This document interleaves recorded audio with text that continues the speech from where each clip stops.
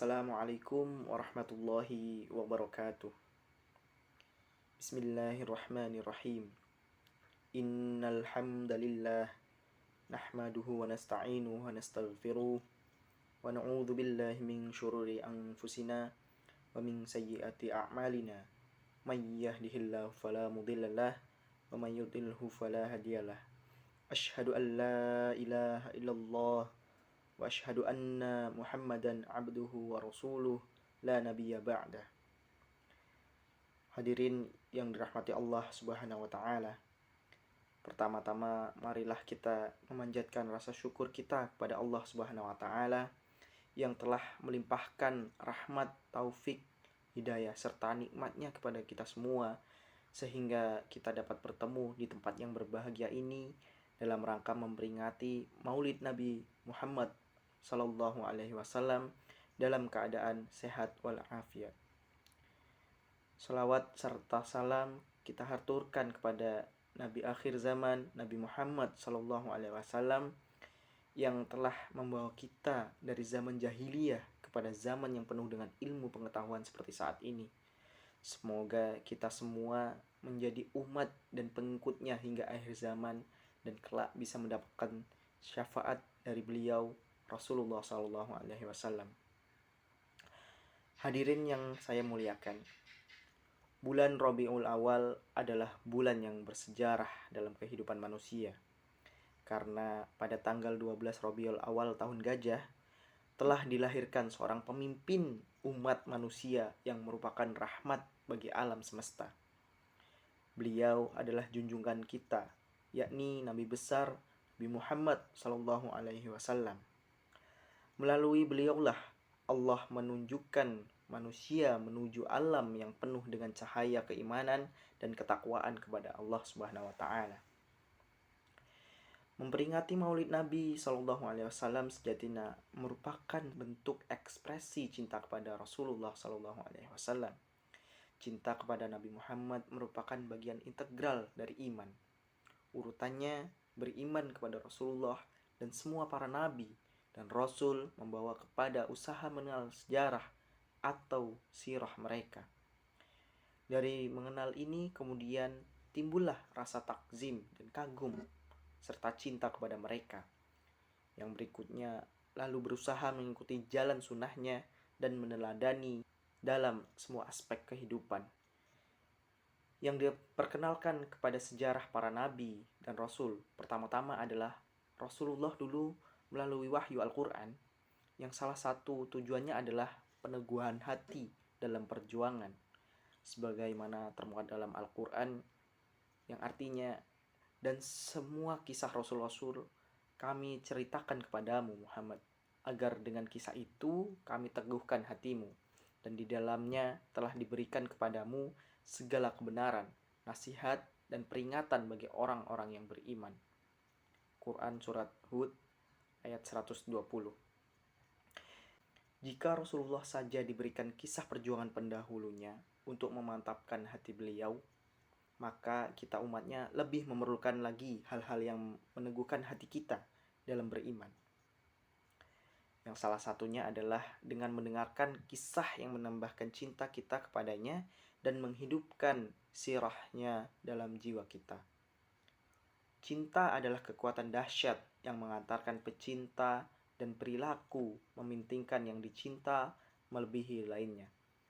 Cinta menjadikan seorang rela berkorban apapun bahkan nyawa demi yang dicintainya. Oleh sebab itu, alangkah baiknya jika bulan Rabiul Awal ini kita jadikan sebagai sarana dan media untuk mengumpulkan kaum muslimin di masjid-masjid, majelis ta'lim dan tempat-tempat lainnya dengan tujuan salah satunya untuk menanamkan, memupuk dan menambah rasa cinta, mahabbah kita pada Rasulullah sallallahu alaihi wasallam. Allah telah mensejajarkan dan menempatkan secara bersama-sama antara ketaatan kepadanya dan kepada Rasulnya. Sedangkan Nabi sallallahu alaihi wasallam lebih utama dari kita. Sebagaimana firman Allah dalam surat Al-Ahzab ayat 6 yang artinya, Nabi itu lebih utama bagi orang-orang mukminin dari diri mereka sendiri. Karena itu kita harus cepat-cepat menyatakan loyal kepada Rasulullah SAW dan mencintainya, melebihi besarnya cinta kepada diri kita sendiri. Beliaulah yang memberikan petunjuk kepada kita akan kebenaran, sementara kita selalu cenderung untuk mengikuti hawa nafsu, sedangkan hawa nafsu itu selalu mengajak kita kepada kejahatan. Dengan demikian, sudah menjadi keharusan bagi kita untuk mendahulukan kecintaan kepada Allah dan Rasul-Nya di dalam hati, lebih dari siapa atau apa yang dicintai. Kemudian yang kedua, untuk mengungkap kembali sejarah kehidupan Rasulullah SAW untuk diteladani. Dengan memperingati kelahiran Rasulullah SAW ini, dapat mengungkap kembali sebagian dari kehidupan Rasulullah dan jihad perjuangannya di dalam menegakkan agama Islam. Dalam menyambut dan memperingati Maulid Nabi Muhammad SAW ini, marilah kita telusuri dan kita hayati perilaku hidup Rasulullah, yang selanjutnya kita jadikan acuan di dalam aktivitas kita sehari-hari dan berjuang di jalan Allah. Allah berfirman di dalam surat Al-Ahzab ayat 21 yang artinya, sesungguhnya telah ada pada diri Rasulullah itu suri tauladan bagimu. Ialah orang mengharapkan rahmat Allah dan kedatangan hari kiamat, dan ia banyak menyebut Allah. Dengan kelahiran beliau, kita umat manusia seluruh dunia mendapatkan rahmat yang tak terhingga, yakni berupa cahaya hidayah yang dapat menembus kegelapan jahiliyah. Bila dibandingkan dengan keadaan dunia sesudah beliau diutus sebagai Nabi dan Rasul, setidaknya ada 3 perubahan yang sangat penting. Yaitu yang pertama, perubahan di bidang sosial. Pada zaman jahiliyah, terjadi ketidakadilan di dalam masyarakat. Pada saat itu sangat menonjol sekali perbedaan ras, perbedaan kelas, yakni kelas majikan atau tuan dan kelas budak. Kemudian mengubah segala ketidakadilan tersebut. Beliau berdakwah kepada mereka bahwa manusia tidak ada bedanya antara satu sama lain. Manusia mempunyai kedudukan yang sama di hadapan Allah Subhanahu wa taala. Yang membedakannya adalah tingkat ketakwaan seseorang kepada Allah Subhanahu wa taala. Yang kedua, perubahan di bidang akidah. Sebelum Nabi Muhammad SAW diutus sebagai nabi dan rasul, bangsa Arab pada saat itu adalah penyembah berhala, patung dan lainnya yang dianggap mempunyai kelebihan dan kekuatan. Kemudian Nabi Muhammad SAW datang dan menghancurkan kepercayaan itu, serta menyadarkan manusia bahwa patung-patung tersebut hanyalah benda mati yang tidak bisa memberikan manfaat kepada yang menyembahnya. Hanya Allah lah satu-satunya yang menciptakan dan memelihara alam semesta beserta isinya. Kemudian yang ketiga, perubahan di bidang kenegaraan dan politik. Pada masa jahiliyah, sangat sulit mencari kebenaran dan keadilan. Segala keputusan atau ketentuan-ketentuan hukum tidak didasarkan pada kebenaran atau hak, melainkan didasarkan pada kekuatan dan kekuasaan. Yang kuat dan yang berkuasa akan menindas yang lemah. Begitu Rasulullah SAW datang, maka diubahlah semuanya itu dengan sistem yang lebih Islam, yaitu dengan keadilan, kebersamaan, serta kebebasan. Segala perundang-undangan harus bersumber kepada Al-Quran. Adapun yang belum ditentukan dalam wahyu Allah, maka ditentukan dalam musyawarah bersama. Maka harus dilaksanakan dengan sebaik-baiknya.